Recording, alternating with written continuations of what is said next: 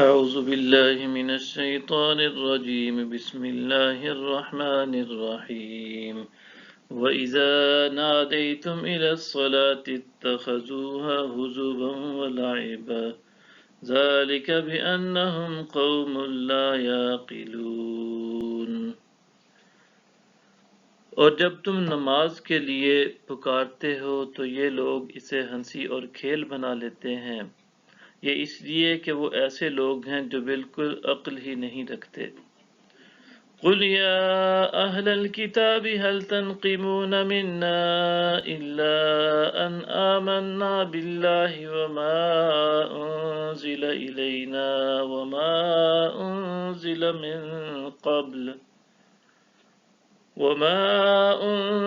مِن قَبْلُ وَأَنَّ أَكْثَرَكُمْ فَاسِقُونَ۔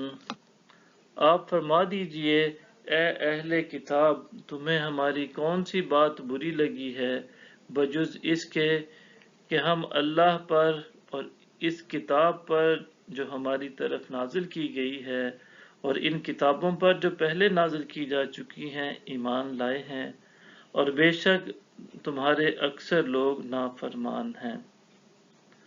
قُلْ هَلْ أُنَبِّئُكُمْ بِشَرٍّ مِّن ذَلِكَ مَثُوبَةً عِندَ اللَّهِ، فرما دیجئے کیا میں تمہیں اس شخص سے آگاہ کروں جو سزا کے اعتبار سے اللہ کے نزدیک اس سے بھی برا ہے جسے تم برا سمجھتے ہو۔ مَن لَّعَنَهُ اللَّهُ وَغَضِبَ عَلَيْهِ وَجَعَلَ مِنْهُمُ الْقِرَدَةَ وَالْخَنَازِيرَ وَعَبَدَ الطَّاغُوتَ أُولَئِكَ شَرٌّ مَّكَانًا وَأَضَلُّ عَن سَوَاءِ السَّبِيلِ۔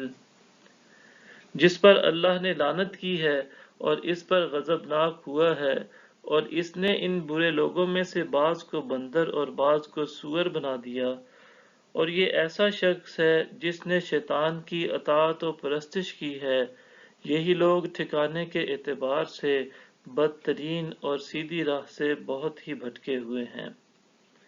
وَإِذَا جَاءُوكُمْ قَالُوا آمَنَّا وَقَدْ دَخَلُوا بِالْكُفْرِ وَهُمْ قَدْ خَرَجُوا بِهِ وَاللَّهُ أَعْلَمُ بِمَا يَكْتُمُونَ۔ اور جب وہ منافق تمہارے پاس آتے ہیں تو کہتے ہیں ہم ایمان لے آئے ہیں، حالانکہ وہ تمہاری مجلس میں کفر کے ساتھ ہی داخل ہوئے اور اسی کفر کے ساتھ ہی نکل گئے، اور اللہ ان باتوں کو خوب جانتا ہے جنہیں وہ چھپائے پھرتے ہیں۔ صدق اللہ العظیم۔